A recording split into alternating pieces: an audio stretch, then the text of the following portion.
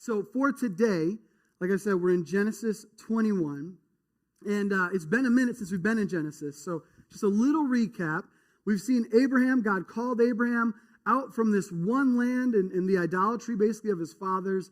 And he calls him to go to the place I will show you. Abraham goes in obedience. He takes this route along the crescent, the Fertile Crescent, and finds his way into the land of Canaan, which is now modern day Israel. And he's there, but then he sojourns around and different things happen. He takes his nephew Lot. They separate, and he ends up in Hebron. And Lot takes what he sees as beautiful, fertile land, which we know is near Sodom and Gomorrah. The wickedness of Sodom and Gomorrah persists and goes on. And so the Lord has to destroy Sodom and Gomorrah. For his righteousness' sake, he chooses to do that. And he spares Lot at that time. And then Abraham sojourns again from Hebron down into this other area. And now what we've seen earlier in chapter 21 is actually the birth of the promised son. We have the birth of Isaac. And so Isaac, which means laughter right there, old, well beyond the years of being able to bear a child. And the Lord has promised to give Abraham and Sarah a child. So he does this, and they've had this child. And then there's enmity that builds up again between Ishmael, which is the illegitimate son, right? The son that was had by Hagar, who was the servant of his wife. All this thing going on. They tried to fulfill God's promises through natural means. That was not God's intention. So here's the child of promise. And they send Ishmael away. But even as they send Ishmael away, God provides for Hagar and Ishmael throughout that time. So I know that's a lot, but that leads us to this place here. And previously we saw moments of great faith in Abraham. Absolutely astounding faith. And then we see moments of a total lack of faith. And for me, that has encouraged my heart to see this hero of the faith, this man whom the Lord credited as righteousness. But it had to be a credit to him as righteousness because it was his belief that led him to be called righteous. His actions are not perfectly righteous at all times.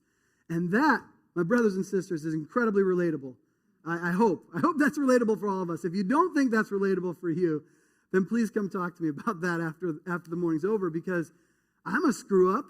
I think we're all screw-ups in various ways, and by God's grace, we can be made righteous by trusting in Christ. The same faith that Abraham had in the promise of God is the same faith that we place in the fulfilled promise of God in Christ.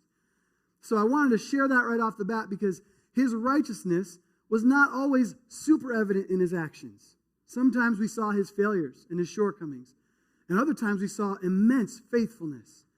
And I feel like that's incredibly relatable for us. So this morning, we're going to see a new interaction with Abimelech. And Abimelech came into the picture before in one of Abraham's deceptive moments when he came in and said, hey, here's my sister. And Abimelech takes Sarah, his wife, who is his half-sister, takes her to be his now wife. And the Lord comes to him in a dream and a vision and basically tells him, hey, give that woman back. You're a dead man. It's basically what he says. You are dead.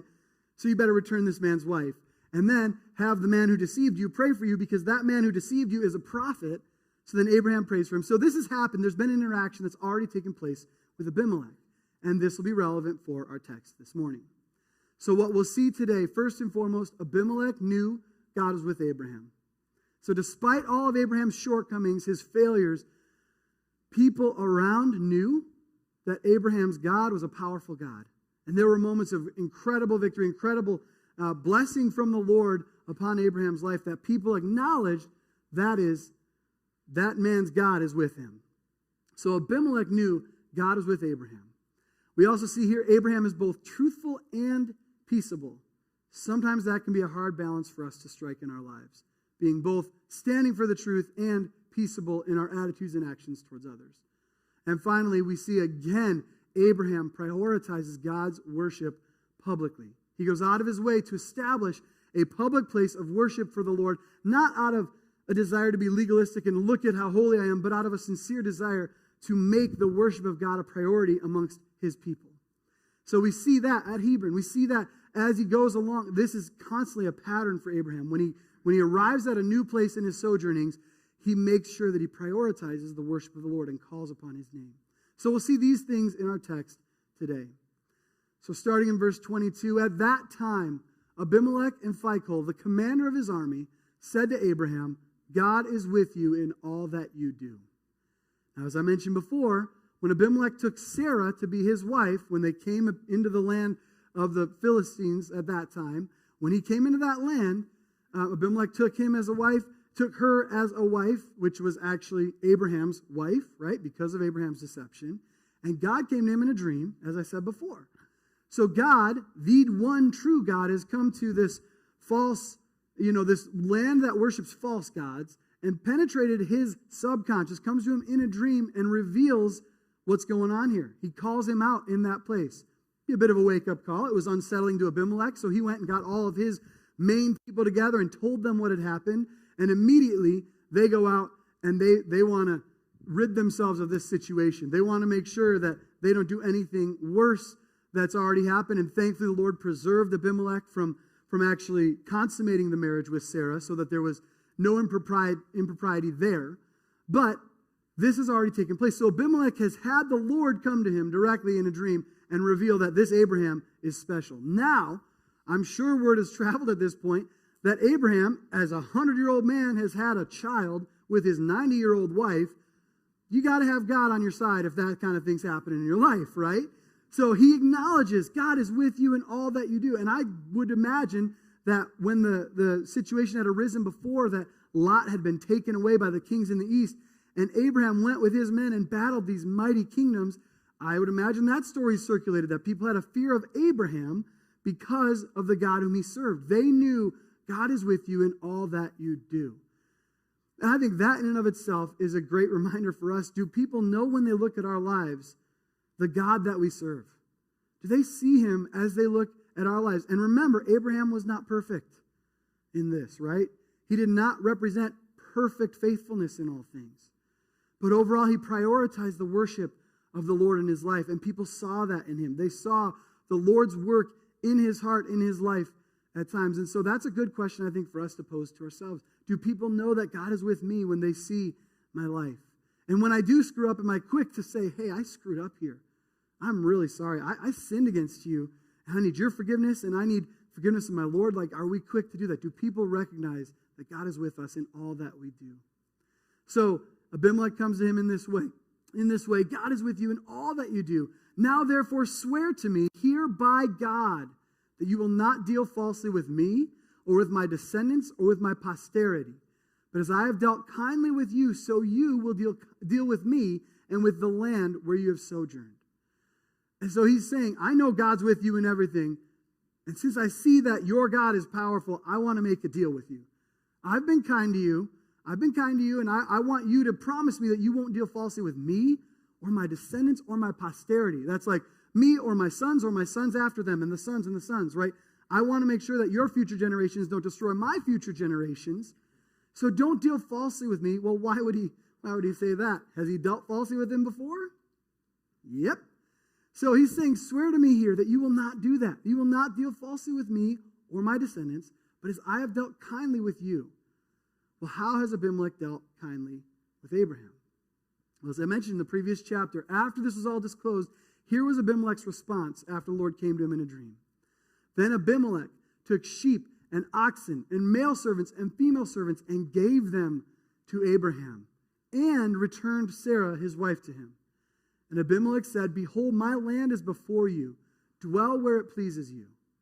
You know, in most situations, if you deceived a king, this would not have been the outcome, right? I think we can admit that. If you deceived a king who rules over peoples and you came in because Abraham was afraid of him and Abraham thought he would die. If this man finds out you're my wife, he's going to kill me and take you as his wife. So you're my sister, right? That whole thing. In most situations, Abraham would have been a dead man. But by God's grace, Abimelech knows God's with him. I'm going to bless him. So here is Abimelech dealing kindly with Abraham in this situation. So as he says, now therefore swear to me here by God that you will not deal falsely with me or with my descendants or with my posterity, but as I have dealt kindly with you, so you will deal with me and with the land where you have sojourned. Verse 24, and Abraham said, I will swear. I will swear. He's making that promise with him. Okay, I will do that. You've asked me to do this. But then there's a little thing that's come up, at some point. So he's committed to this. Yes, I will do this. But it's almost like however, this thing has taken place. It says, when Abraham reproved Abimelech about a well of water that Abimelech's servants had seized, Abimelech said, I do not know who has done this thing. You did not tell me, and I have not heard of it until today. So here he is saying, I'm innocent once again of this accusation. I am not withholding this from you. I didn't even know this event took place, Abraham. So you're telling me this injustice has happened, and I had no idea about it. But you have to recognize, too, in ancient times, a well of water, it's not just something like, hey, let's get an auger out, get a big heavy machine, and dig this auger. This is a laborious action, and you got to dig deep, sometimes crazy deep. It could take so long to put together, to dig out a well and make it accessible, but it was such a necessity in this land because you have to be able to feed your livestock, you have to be able to care for them, and remember, Abraham had so many livestock that the small portion of land that he was in could not contain him. They needed more space. So he's got a lot to care for in his home, not only the livestock, how about the people drinking water and for their sustenance? So a well was a ton of labor, and historically in this time, if you were to build a well, you would have a claim on that well and essentially the surrounding areas of it. Now, interestingly, if that well fell into disrepair and someone else came in and they rebuilt that up, it was their opportunity to stake a claim in that land. And so at this point, this well of water that Abraham has said, man, we built this thing. We built this thing and you came and you took it from my people. We needed this well. So you're telling me you've dealt kindly, but this is evidence that you haven't. And Abimelech has plausible deniability, apparently. I did not know. I don't know who's done it. You didn't tell me. I've not heard of it until today, right? All this. I don't know. You can't hold that against me because I didn't know. So at that point, it doesn't tell us there's a big back and forth. It doesn't say any of that. It just says, so Abraham then took sheep and oxen and gave them to Abimelech. And the two men made a covenant. So it was like he'd already committed to making that covenant, and then he shares this is something that has taken place. So he wanted to make sure he got that out, but he also wanted to make sure Abimelech knew, I'll make this agreement with you, but I still got this beef with you. And then Abimelech's like, hey, I'm innocent of that. I had no idea of it. So now Abraham's like, okay, well, I'm going to make amends here. I'm going to make this right.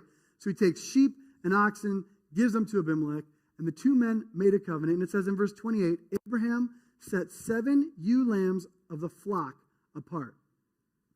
Now that's a little different. In a covenantal agreement, it's not unusual for the exchanging of goods, right? The exchanging of livestock, that kind of thing. But here, these 7 ewe lambs being set apart in this situation. What's that all about? So Abimelech says to him, what is the meaning of these 7 ewe lambs that you have set apart? And he said, these 7 ewe lambs you will take from my hand, that this may be a witness for me that I dug this well. So that might seem like a funny thing. Hey, here's 7 ewe lambs. You take these. Now this is my well, right? It's kind of lost on us in our times. But 7 was always the number of completion. And it's really interesting when you consider this because it says, therefore that place was called Be'er Sheva because there both of them swore an oath. So they made a covenant at Be'er Sheva, or Beersheba as we would say it. So to make this covenant there, it's called this because both of them swore an oath. Well, where is this place, right? Well, you may not be able to see it on this map. It's kind of small. So I want to remind you, this is where he was before, that red circle. If you can see that, that's Hebron. That's where he was. And he sojourned down further south. As you get further south, that's the Negev, which is very like wilderness, deserty, kind of wild area. But as you see just beneath that, there is Be'er Sheva, or Beersheba. In case you can't see, I want to make it big. That circle right there where that arrow is pointing to. And to this day, it's still called that. To this day, it's still called that. And what does this word actually mean? Well, as I said, it's Be'er Sheva. It's 2 words in the Hebrew there. Then when you look at it, the Be'er, which is the first word, remember, Hebrew reads right to left. That's Be'er, which means well. That's indisputable that means well. But there's some debate over whether this is a well of oath, like a well of swearing, or a well of 7. And the reality is, as you look at the Hebrew there, the difference is in the vowel markings. Okay? So you have the letters that are Hebrew. Those are the same, but the vowel markings change it from Shava to Sheva. Right? Big difference. Big, huge difference. So the reality is that this is likely the well of 7, but those words are so similar because that word 7 is a word for completion. It's a very significant word, and it's very likely that it is tied in with the idea of an oath. So it's not a huge, big discrepancy there to be like, oh man, they say it's it's because they swore an oath, but the word doesn't quite match. You can see the similarities in the words right there for you. So this is a well of seven, or the seven well. And it's because these 7 ewe lambs were to designate that well specifically as Abraham's well. Then it says, then Abimelech and Phicol, the commander of his army, rose up and returned to the land of the Philistines.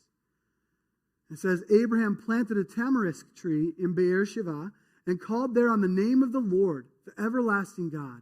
And Abraham sojourned many days in the land of the Philistines. Does that read a little funny at the end of 32 and into the end of 34? They rose and they returned to the land of the Philistines. But then you have Abraham sojourning in this place in the land of the Philistines. What's going on there? Is there a discrepancy in the text? Well, the reality is that the Philistines had their kind of land, their boundaries were outlined pretty significantly in their main area, but they were expanding as much as they could. And so in this area, they would have been expanding. That's where this whole thing had risen up over this well. Because initially, when they landed there, that wouldn't have been a Philistine area. And now the Philistines have expanded into that area. And again, Abraham's been blessed and he's expanding. So as this happens, he's sojourning in the land of the Philistines that previously wasn't the land of the Philistines. And when Abimelech and Phicol returned to the land of the Philistines, they head north. They go into the area that's already been fully established as a Philistine area, right? So now Abraham's sojourning into this area that's still considered the land of the Philistines because of more recent expansion, essentially, is what that means.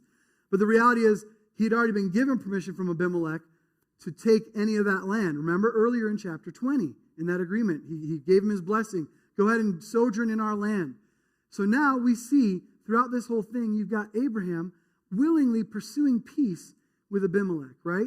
When there was a discrepancy, he didn't say, well, I built this thing. I insist upon you giving it to me at no cost.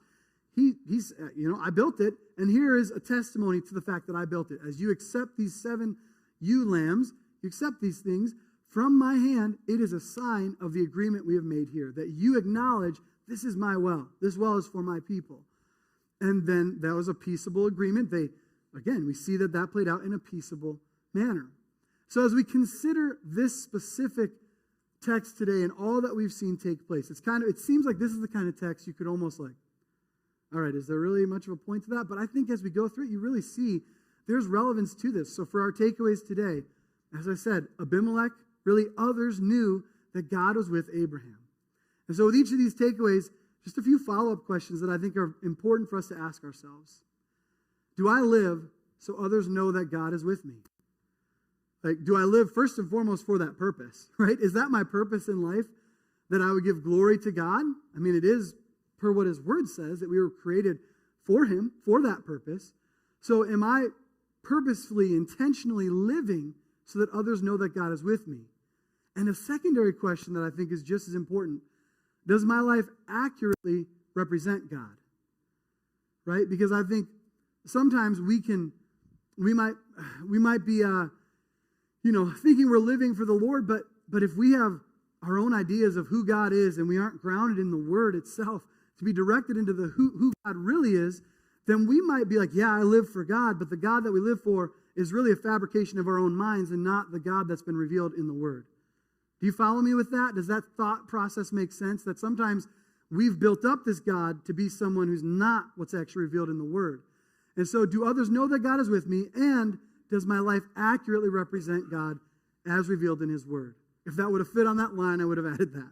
Does my life accurately represent God as revealed in his word? Next, Abraham is truthful. He confronts the situation that has happened, but he's also peaceable. He isn't confrontational in a way that's like combative or trying to lord his authority. Like, the man's already acknowledged God is with you in all that you do.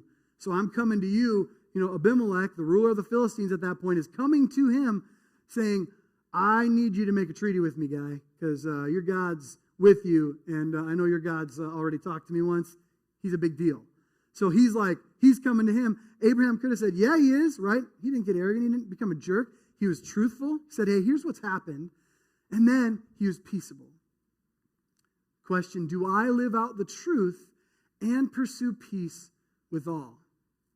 I think sometimes we can have a tendency in our hearts to stand on the truth so vigorously, and we need to stand on the truth, don't get me wrong, but we can do it in a way that's not only off-putting, but but actually like combative and almost like we're looking for a fight. Does that make sense? Like we can be like, I'm standing on the truth, and this world is so dark and so terrible and so awful, and people are stupid for believing these things. Like we can become jerks who stand on the truth. But the scriptures are very clear that all that we say should be seasoned in grace.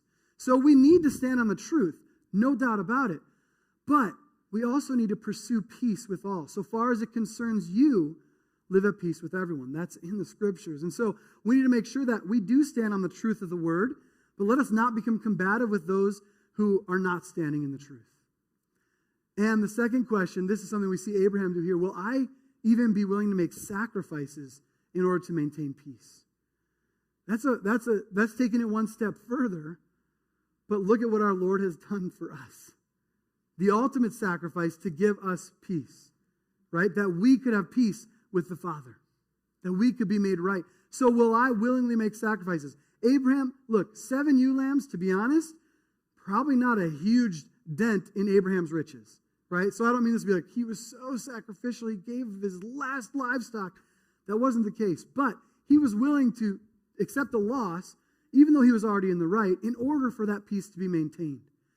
So it may not look like that in our lives, but sometimes it might look like, hey, I'm pretty confident I'm right in this argument, but I'm not going to insist on being right. I'm not going to insist on having the last word and winning this argument with my wife, though I've done that time and again, and Amanda can attest to that.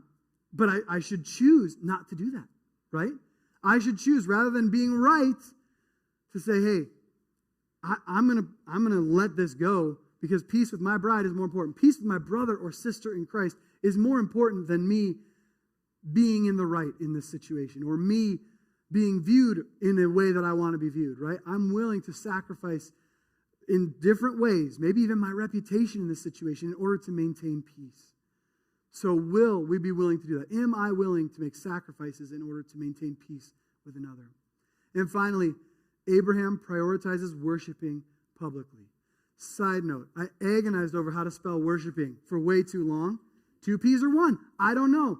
But that's tangential, so we'll get back to what it actually says. Abraham prioritizes worshiping. By the way, in the UK, it's usually with 2 P's. Here, it's usually 1. But it just looked wrong, so I kept it with 2. Okay, Abraham prioritizes worshiping publicly. This is something that I think, and I don't mean that it's for show. He doesn't, like I said before, he doesn't do this to be a show like the Pharisees. He does this because he needs people to know that he worships God. And he needs his household to have a place to worship the Lord. So do I live with the worship of God as a priority? Period. In my life, is that a priority? For me to worship the Lord in my life. And I would say both private worship and public worship. Meaning, is the worship of God my aim in my personal life? Do I make that a priority? And is the worship with other believers a priority in my life? The gathering of believers for the purpose of proclaiming Christ, is that a priority? Because Abraham makes that a priority everywhere he goes. Again, he falls short time and again. But in the aftermath of those things, when he lands in a new place, you see it time and again. He calls upon the name of the Lord. He builds an altar and he calls upon the name of the Lord. Here he plants a tamarisk tree, and really it's probably more likely a grove of tamarisk trees, which are trees that kind of branch out, provide, it's a hardwood, and it's designed, one, to be a sustainable tree. It's to last many, many years, but it's also to provide a place that would stand out for the people to be drawn in to worship the Lord. Remember, this is before the temple was established, before the Mosaic law had been handed down, all those things. And so he's establishing this. It is a priority for Abraham to worship the Lord. And the secondary question, do I openly and publicly live for Jesus? Again, not perfectly. I'd love to say I perfectly live for Jesus, but then I'd be a liar. But do I strive to openly and publicly live for Christ, or am I going to be ashamed of him? You know, am I going to stand and at times, hey, it's not convenient with this group of friends, so I'll just remain quiet, keep my mouth shut. And again, you don't have to be a jerk when you stand on the truth. You can be loving with friends, you can be loving with coworkers, but still not ashamed of Christ. And there is a sobering warning in the scriptures, brothers and sisters, for any one of us who's ashamed of Christ in this life, that if we are ashamed of him before man, he says, then the Son of Man will be ashamed of you before my Father. And I don't know about you, but that is a sobering reminder for me. If I'm ever tempted in moments to be like, yeah, maybe I just will remain quiet. Maybe I won't make a big deal that I follow Jesus. Listen, brothers and sisters, that if we truly believe what we say we believe about Jesus, we should desire to share Christ as much as we can. We should desire to convey his love for others, his love for us, and share about the change that he's made in our hearts. And so I want all of us, myself included, to ask that question. Do I openly and publicly live for Jesus? Do people know that that's what my life is for?